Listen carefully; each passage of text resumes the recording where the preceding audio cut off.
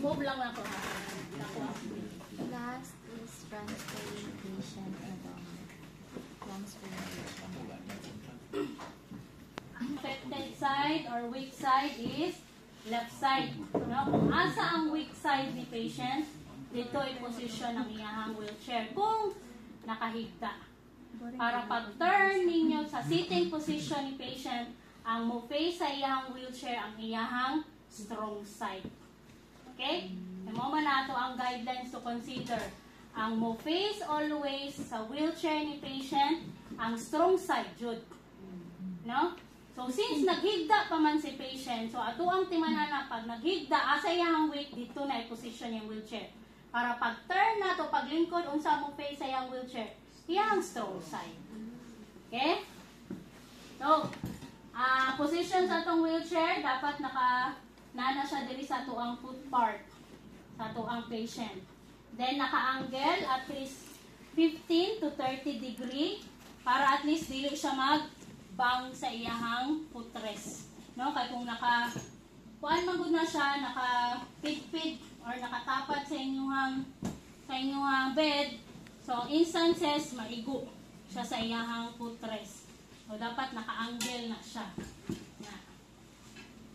Then put on brake. Then footrest up. Then instruct patient, no? Introduce yourself, explain the procedure. Na ma'am, need ka mag-transfer sa wheelchair because naka-schedule na activity for today. No? So pag nag-yes si patient, so remove top sheet, pan-fold top sheet, dili sa iyang foot part.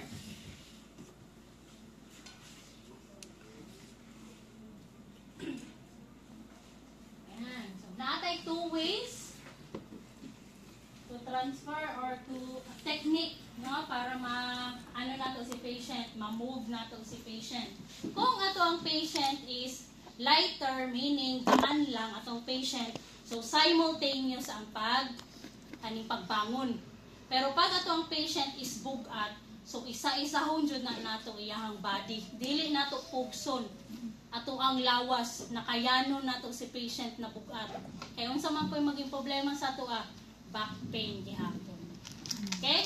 So assuming si patient is bigger sa imuha, so ang imuhang iuna og lift ang iyahang upper body.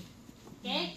So instruct patient. So since this is the affected side or weak side, so at ease na siya, no? Dili na siya mulihok, inana jud na iyang position. Then instruct patient, ma'am, gunit ka sa pang shoulder. Gani, ang strong side. Then ang ato ang arm isuksok sa iyahang shoulder. Then in 1, 2, 3, ma'am, in 3, bangon up. 1, 2, 3. Pag up sa upper body, ask patient, ma'am, okay lang ka? Wala ka nalipong? Nalipong.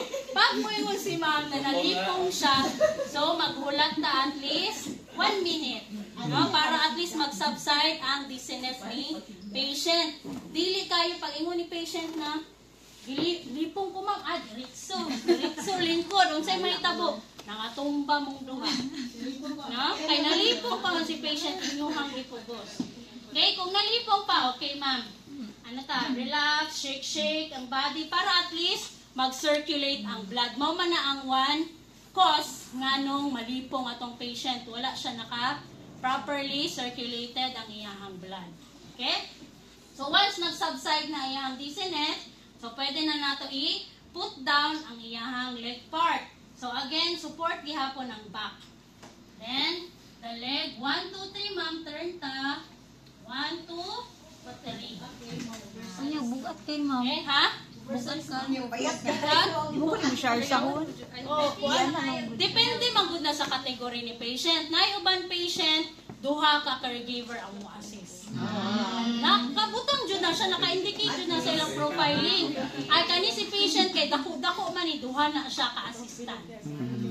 Dili jud na kanang saon ako ni strategy ma'am mugata ni oy, no? Dili, nakainana jud na siya. Naka-specify kung pila ka assistant ang iyang needed. Okay? So, ang position ni patient karon wala pa nag-reach sa floor iyahang tiil, di ba? So, atuan na siyang i-adjust sa iyahang bed. Lower ang bed. Lower the eye. Wala pang-adjust, ma'am. Saan na, ma'am? Walay pag-adjust, so, Ay, tama. natay putso. O, nato ang gamiton. Kailangan maabot niya ang floor, ma'am. Oh. Wala gyapon na abot ni patient, no? Okay na Dagol, na. ma'am. Parang dagol. Basta ang problema, ay basta ang importante is level iyahang bed sa iyahang wheelchair. Okay? So ato ang buhaton na adjust your patient. Kailangan mag-sitting siya sa edge sa iyahang bed para ma-reach niya ang floor. So i-adjust na to. Adjust the start sa iyahang weak side. So lower move. Na. Then strong side, ma'am. Sige, move. Na. So, at least na, reach na niya ang floor. Dili na kayo siya hanging. No? Yan.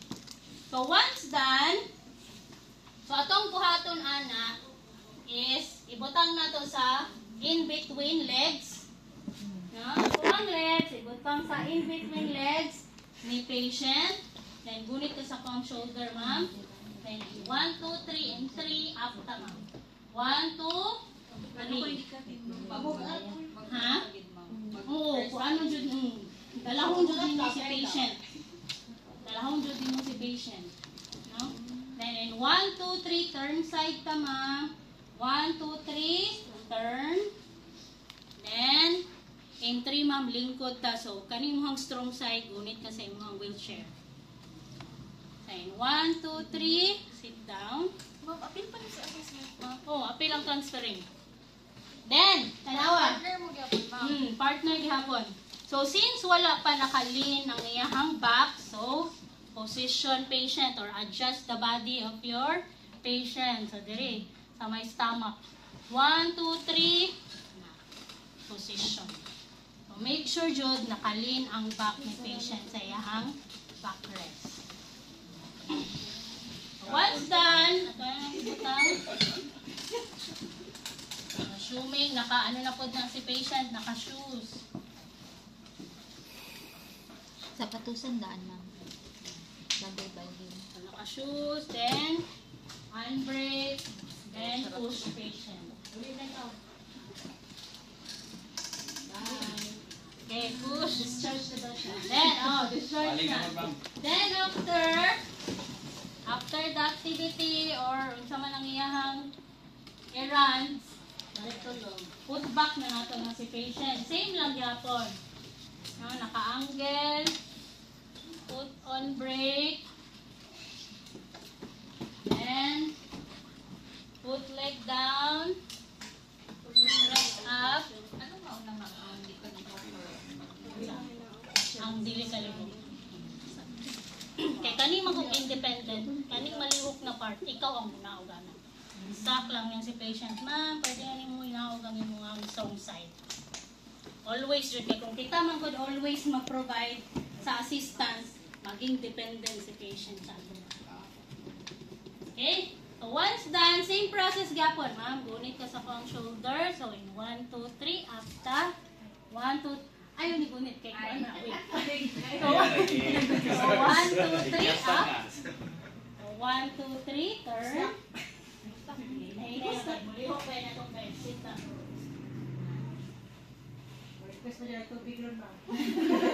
Then, ang leg up. So, support gihapon ang back. So, 1, 2, 3, ma'am. Turn ka. Oh, okay na natili mo na gunit.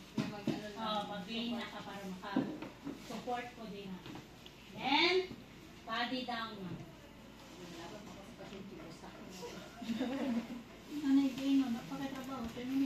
Then, cover base. Ha? So, pag smaller ang patient, so, unsa itong buhaton? So, simultaneous. Pag simultaneous, unahon nato na yung tiil, butang sa edge. Edge. And same gyapon. So, unit gyapon ka. So, 1, 2, 3, mga after. What? down leg. Anak, sabay. Pagbangon sa lawas, down ang leg. Kung gamay inyong patient. No? Pero pag bugat yung patient, ayaw inatuwa og strategy kay magsakit inyong leg. Okay? Then pag higda po, same gyapon, sabay. 1, 2, 3, higda, then body down. Sabay. Palimot po si mom. Gamay man ko Ayan. ang pasyente. Thank you, ma'am. Thank you. Oh.